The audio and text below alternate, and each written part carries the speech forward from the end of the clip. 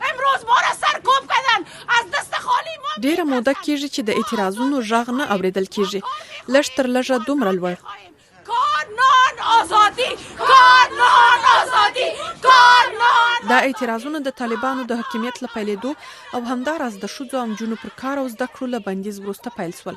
د طالبانو ځواکونو په لومړیو ورځو کې دا ډول ځواب ووایه.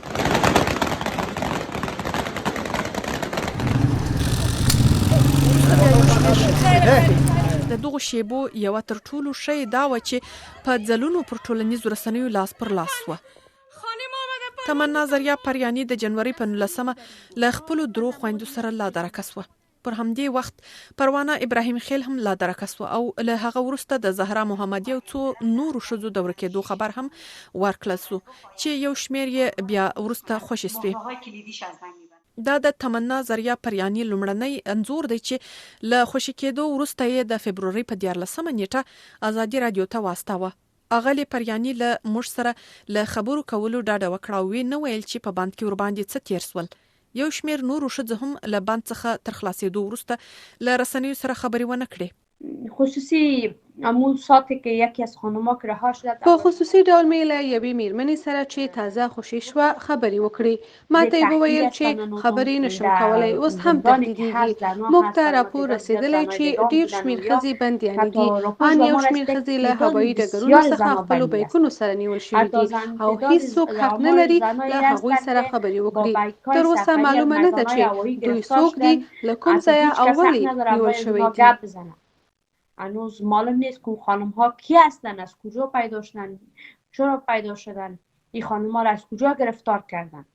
د طالبانو د اطلاعاتو او کلتور وزارت مرستیال ذبیح الله مجاهد په دې مرکه کې چې په جنوري میاشت کې سوي ادعا وکړه یو شمېر ښځو په بهر کې د پناه اخیستلو لپاره اعتراضونه کول. ځینې اوازې د دې لپاره هم د ځینې ښځې متاسفانه کیس سازي کوي، ځان ته کیس جوړوي د دې لپاره چې غربي هیوادونو ته تېښتې لپاره لاره هواره سي او یا دوی هلته لاړې سي پناه واخلي او بهانه ځان ته جوړوي. موږ دا خبر راته اوس کوم ښځینه دې نیول سوي وي. مجاهد د مارچ په 8مه چې د ښځو له نړیوالې ورځې سره برابره ده پر ټویټر پاڼه لیکلې د ښځو نړیواله ورځ یو ښه موقع ده چې ښځې خپل شرعي حقوق وغواړي. دې پیغام هم له ځان سره غبرګون درلود. دا بیان ډېر ریاکارانه دی. ښځو سرکونو ته په راتلو سره خپل حقونه وغوښتل، خو طالبان د هغوی په ټکولو، وهلو، سپکولو او تحقیرولو سره د هغوی ځواب ورکړ.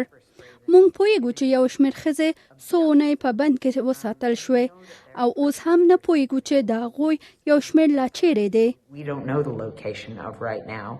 زن هستم، مادر پیغمبر هستم. د لاریون کوونکو په وینا د مظاهرو لړۍ د امنیتي ګواښونو له کبله کورونو، سرپټو ځایونو او ټولنیزو رسنیو ته ورسېده، خو په دې ورځو کې د اعتراضونو هیڅ خبر نشته.